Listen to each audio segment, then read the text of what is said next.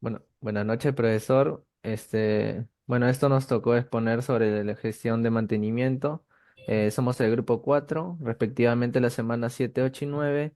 Las integrantes somos, bueno, mi persona, Esteban Contreras Pedro Jesús, Caparo Quispe Alonso Justo, Carguavilca Ayuque Leonardo David y y como cuarto integrante Chévez García José Aldair. Bueno, como consiguiente pasaré a presentar mi ejercicio, que es el ejercicio 1. Bueno, a mí me tocó hablar sobre la durabilidad de rodamientos. Calcule la vida nominal de rodamiento con nomenclatura R1550X. Acá tenemos una imagen sobre la carga en rodamientos. Número uno, clasificación de cargas dinámica y estáticas. Cargas externas, carga radial representada como FR vale 6.5 newtons. Carga axial 3.5. Carga dinámica 78, carga estática 29. La velocidad del motor sería n igual 8000 revoluciones por minuto. El número 2 forme la razón carga axial sobre carga estática. Bueno, colocamos respectivamente sus valores y nos saldría 6.12069. Calculamos el valor de E que se encuentra en la tabla 3. Eso nos indica ya en la parte de abajo, en la tabla 3, que valdría 0.19 mil.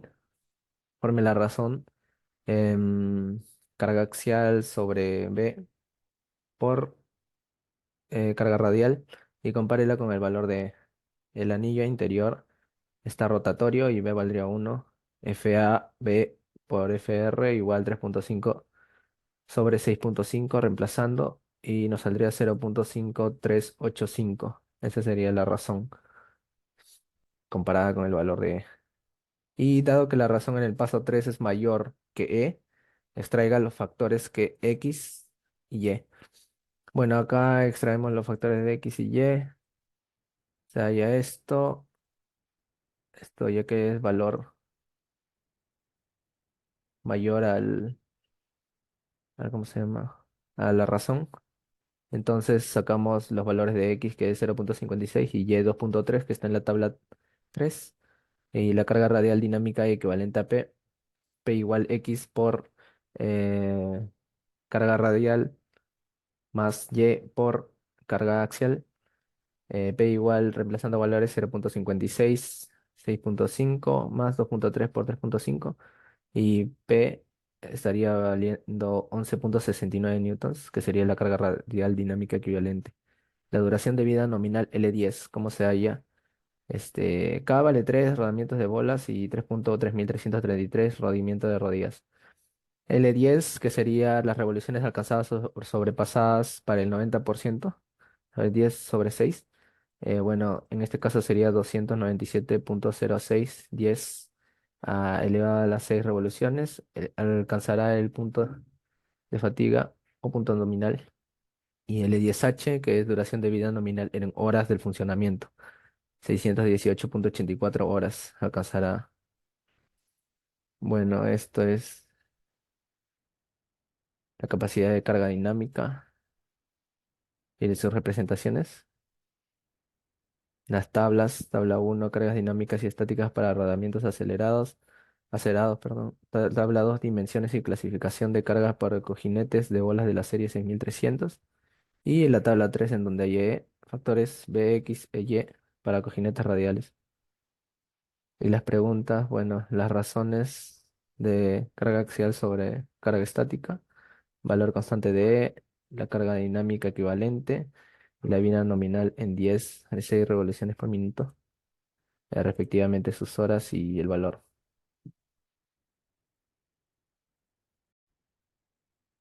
A continuación le voy a explicar sobre el ejercicio 3, que es sobre costos de proceso de soldadura eléctrica, ¿no? El problema nos dice determina el presupuesto de soldadura en términos de material consumible, mano de obra y energía. Los datos del problema son que las cerchas metálicas son 59 unidades, el número de uniones soldadas por cada cercha es 117 cordones por unidad y la longitud del cordón de soldadura es 5 centímetros. De ahí nos dan unas condiciones que esto lo vamos a utilizar durante todo el proceso. Para hallar la cantidad requerida de electrodos, primero que tenemos que encontrar el volumen de cada cordón, ¿no? Y entonces sería la longitud por el área. La longitud en este caso sería 5 centímetros y el área, acá tenemos la operación y nos sale que el área sería 9,3626, ¿no? Entonces, para hallar el volumen de cada cordón sería la multiplicación de esos números que nos daría 46,81. Y para hallar el total, el volumen total sería el número de uniones por el número de cerchas y por el número de cada, y por el volumen de cada cordón, ¿no? Y eso nos daría 323,153. De ahí tenemos que calcular la masa del metal depositado, ¿no? Entonces sería, donde nos daría esto, que sería la masa, el volumen que encontramos, perdón, el volumen que encontramos por la densidad que nos dan en las condiciones, ¿no? Y eso sería 2.423.650 gramos. Eso lo pasaríamos a kilogramos y de ahí lo pasaríamos a libras. De ahí tenemos que encontrar la cantidad teórica consumida de electrodos. En este caso sería la multiplicación de lo que ya hallamos de la masa total de metal depositado por 1,80, que sería la pérdida de material. Pero como estamos utilizando en libras, en este caso utilizamos el dato que encontramos en libras, ¿no? Que sería lo mismo. 5.343 por 1,80, que nos dan 9.617 libras. Y tenemos que encontrar la cantidad real consumida de electrodos. Esto sería lo que ya encontramos en cantidad teórica entre el 65%, que es la eficiencia de práctica de deposición, ¿no? Y esto nos da 14.796 libras. Este dato sería la cantidad real consumida de electrodos. Y para hallar el tiempo real de soldadura tenemos que encontrar que es la cantidad teórica de electrodos, que lo encontramos de hallar acá arriba, que es esto, entre la tasa de deposición entre la tasa de posición, que sería 1,6, y eso nos da el tiempo teórico de soldadura, ¿no? Que sería 2.726 horas. Pero para hallar el tiempo de real de soldadura tendría que ser el teórico entre la tasa de ocupación, que es 32%, que también nos dan entre las condiciones, ¿no? Y en este caso sería 8.520 horas el tiempo real de soldadura. Para ya hallar el presupuesto de soldadura teníamos que la cantidad requerida de electrodos, que sería 14.796 libras que encontramos acá, por el costo de cada libra, ¿no? Que sería 0,85. En este caso nos saldría 12.577, que sería el 43% de todo el presupuesto. Y hallaríamos el costo de mano de obra, que también encontramos en tiempo real de soldadura, que está acá, que es 8.520 horas por el costo de cada hora, que es 1,56, ¿no? Y esto nos da 13.292, que esto nos representa el 46%. Y por último tenemos el costo de electricidad, donde nos da el voltaje y el amperaje. Esto también nos dan dentro de las condiciones, sería la potencia consumida en kilowatts, sería la multiplicación de estos dos datos, ¿no? Que sería 3,92. Y para hallar el costo de electricidad sería la potencia consumida por el costo de energía eléctrica, que sería 0,2. El tiempo técnico de soldadura, que sería 2.726, entre la eficiencia de la máquina, que sería 70%, ¿no? Esto nos da 3.053, que sería el 11% del presupuesto. Entonces el presupuesto total nos saldría que es 28.923 soles. Y también le agregamos, si queremos, el presupuesto de gastos operativos, que sería el 30%, ¿no? En este caso nos saldría 28.000 por el 30%, nos saldría 8.676 soles, ¿no? Y para el presupuesto total sería la suma, que en este caso sería 28.000 soles, 28.923 soles más 8.676, que nos saldría 37.600, ¿no? Eso sería todo. Gracias. Los días a mí me tocó presentar el ejercicio 4, el cálculo del tiempo de lubricación y relubricación de rodamientos, ¿no? Tenemos nuestros datos donde tenemos N, que sería las revoluciones por minuto, que son 2000. Tenemos el diámetro interior, que son 100.000 milímetros, la temperatura de la carcasa, que son 52, La humedad que es el 82% y no hay problema de vibraciones menos de 0.02 IPS, ¿no? Y también nos dan datos que el eje es vertical. Lo primero que vamos a hallar es nuestro tiempo de lubricación, usando el RPM y el diámetro interior para calcularlo. Nos da que nuestro tiempo de lubricación es de 3000 horas. Según los datos que tenemos diferentes valores para las tablas de las condiciones de operación que tenemos, que son temperatura, contaminación, humedad, vibraciones y posición del eje, que serán usadas para hallar nuestro tiempo de relubricación. Para hallar el tiempo de relubricación, tenemos que hallar la variable K, que sería el factor de ajuste, indicando la temperatura de los productos que nos dan. La temperatura de la carcasa, que es 52, y que estaría acá. La temperatura de la carcasa, el valor que nos da es 0,9. La baja contaminación con partículas no agresivas, que se encuentra acá, y el valor también es 0,9, bajas partículas no agresivas. El siguiente dato que nos dan es la humedad del 82%. La humedad del 82% representa que humedad entre 80 y 92 es del 0,7. No hay problema de vibraciones menos de 0,2 IPS. Eso significa que nos encontramos en un valor de 0,9. Y por último, nos dan de condición que el eje es vertical. Cuando la posición del eje es vertical, nuestro valor es 0,5. Con eso hallamos el factor de ajuste, multiplicándolos. Una vez hallado nuestro factor de ajuste, lo que vamos a hacer es multiplicar nuestro factor de ajuste por el tiempo de lubricación. Multiplicamos nuestro factor de ajuste, que es 0,25515, por el tiempo de lubricación, que es 3000, dándonos un total de 765.45 horas.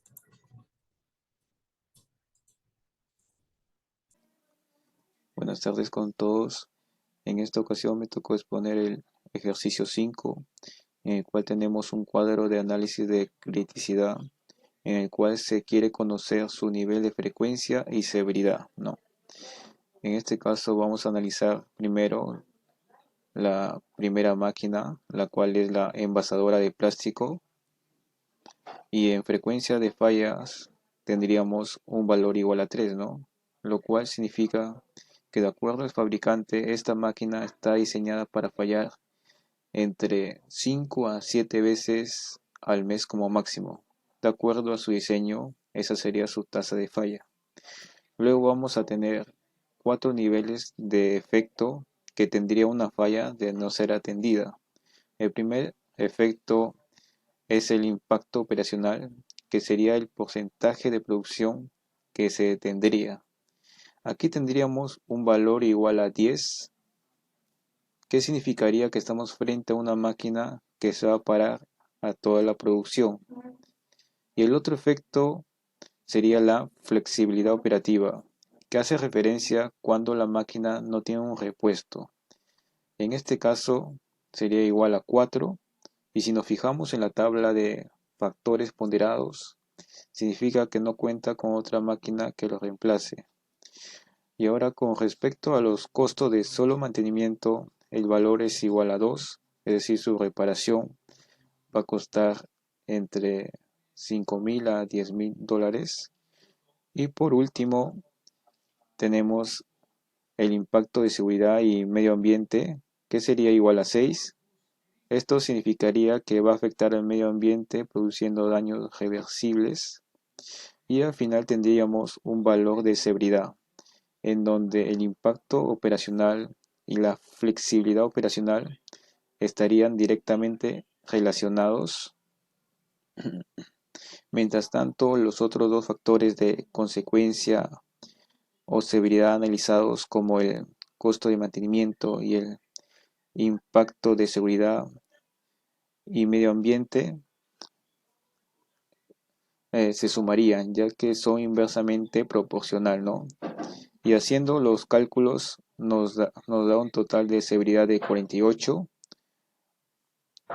y eso nos daría las coordenadas de 3,48.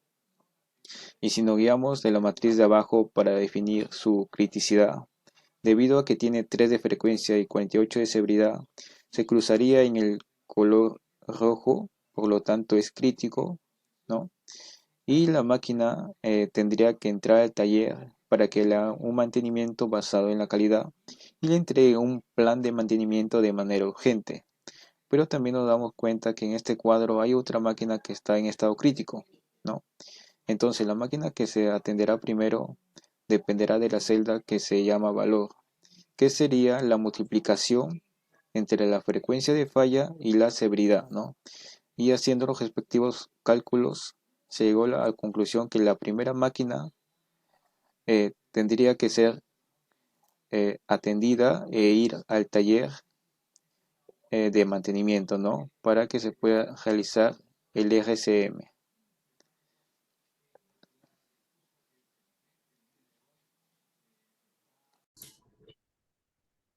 Ya, bueno, a mí me tocó las conclusiones del ejercicio 1, que viene en la semana 7 de durabilidad de rodamiento. Como conclusión, primero tengo a la utilización de los rodamientos en máquinas alivian la fricción en los puntos de movimientos rotacionales. Y la conclusión número 2 sería para una mejor identificación se da una nomenclatura la cual nos indica el tipo de rodamiento y en general. Bueno, entonces, Jesús, yo te tengo una pregunta, entonces sería, ¿qué entiendes por durabilidad de rodamientos? Bueno, lo que yo entiendo por durabilidad de rodamiento es que se refiere a la capacidad de un rodamiento para resistir el desgaste y mantener un rendimiento óptimo durante un periodo prolongado de operación bajo diversas condiciones, ¿no? Así sea carga, velocidad, temperatura o otra. Jesús, entonces, ¿qué es un rodamiento y para qué sirve? Ah, un rodamiento es un componente mecánico utilizado para reducir la fricción entre dos partes móviles, permitiendo así que éste funcione más suave y eficiente. Y bueno, su función principal sería que permite que las partes móviles de una máquina giren o se muevan con facilidad mientras soportan cargas o transmiten fuerzas. Yo tengo una pregunta adicional acerca de tu ejercicio, la cual sería, ¿para qué sirve la carga radial dinámica equivalente en tu ejercicio? Bueno, esta sí la he hecho en la hoja del cálculo. La Ujú. carga radial dinámica equivalente es un parámetro utilizado en la ingeniería de rodamientos para estimar la carga que actúa sobre un rodamiento en una aplicación específica. Este toma en cuenta la carga radial como la carga axial que actúa sobre el rodamiento. Mm, Bueno, la fórmula sería P, que representaría la carga radial dinámica equivalente igual al X, que son los factores de carga radial y axial, por la carga radial más Y, que es otro factor, por la carga axial aplicada al rodamiento, ambas. perfecto.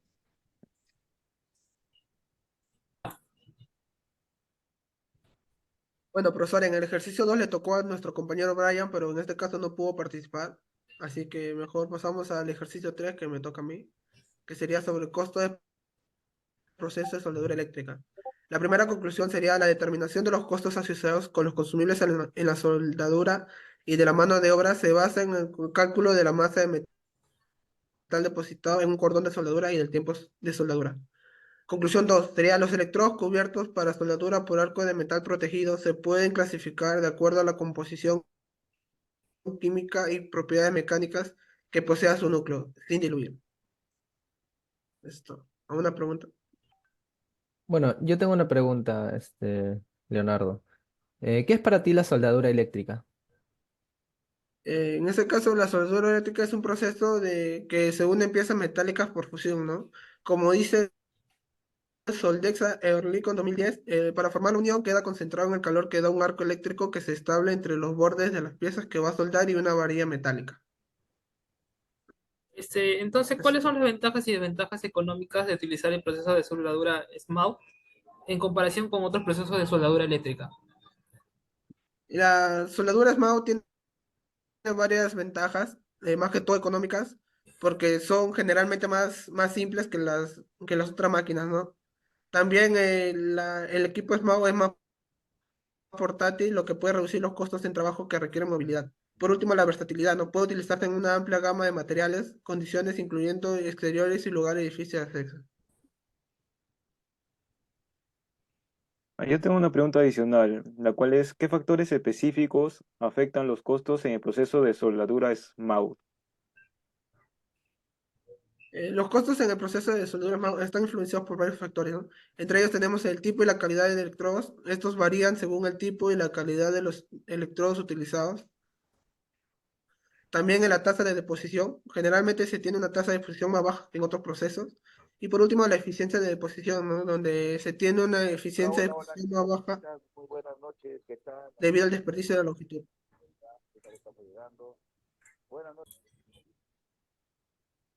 Para el ejercicio 3 era costos del proceso de soldadura eléctrica. En la conclusión 1 tenemos la determinación de los costos asociados con los consumidores.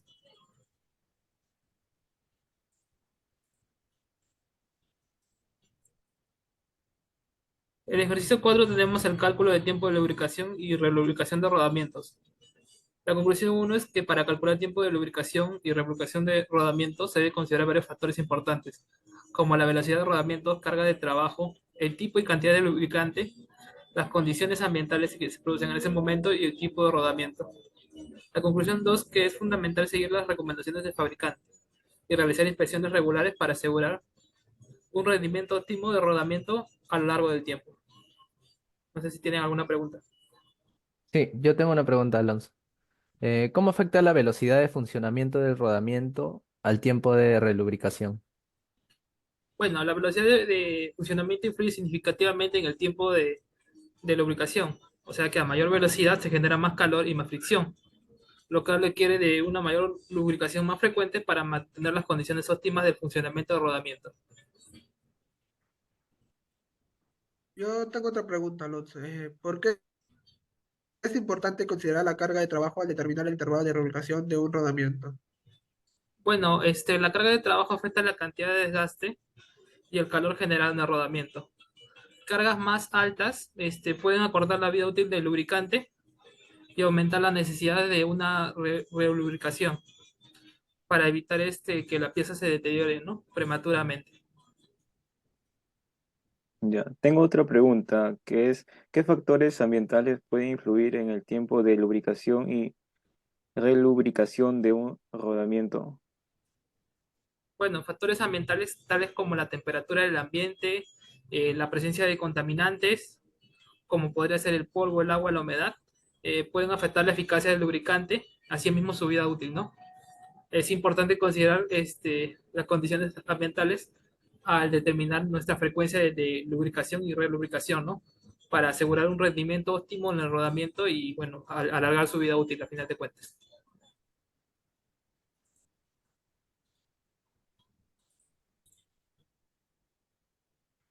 Ya, a mí me tocó el ejercicio 5. La primera conclusión sería que las fallas tienen efectos y estos efectos traen consigo consecuencias, ¿no? Y al nivel de mantenimiento estarían definidas en cuatro grandes grupos, como se mencionó en el ejercicio que expliqué. Y como segunda conclusión, tengo que cada una de las máquinas, luego de hacer analizadas, van a generar su propio nivel de frecuencia de fallas y su propio nivel de consecuencia o severidad de fallas, para luego determinar si una requiere ingresar al taller de mantenimiento para que se aplique un RCM. No sé si alguno tiene una pregunta para poder responderle. Ok, yo tengo una pregunta para ti, José. Si luego de analizar la máquina en los cuatro niveles de efecto, la máquina resulta ser crítico, es dirigida al taller para después vuelve a fallar, ¿qué alternativa de solución se tendría que hacer? Allá. Para evitar dichas consecuencias, el taller de mantenimiento a través del RCM tendrá que preparar un plan de mantenimiento adecuado, la cual está conformada por varias tareas predictivas, preventivas, correctivas, entre otras, ¿no? En función a un programa, también sería otra opción elaboración de plan estratégico a todos sus componentes, ¿no? De esta manera se obtendría una adecuada supervisión. Yo tengo otra pregunta, José. En el caso de que la máquina resulte ser medio crítico, ¿te tendría que llevar al taller al de mantenimiento? No, en dicho caso no. Si su categoría es medio crítico, significa que la máquina sería atendida en su mismo puesto de trabajo. No es necesario llevarlo al taller. Entonces, José, ¿quién determina la frecuencia de fallas de una máquina? La frecuencia de falla hay que recordar que siempre lo determina el fabricante. Además, recordar que eso mismo lo determina la vida útil, ¿no? El fabricante también determina la vida útil de las máquinas, ¿no?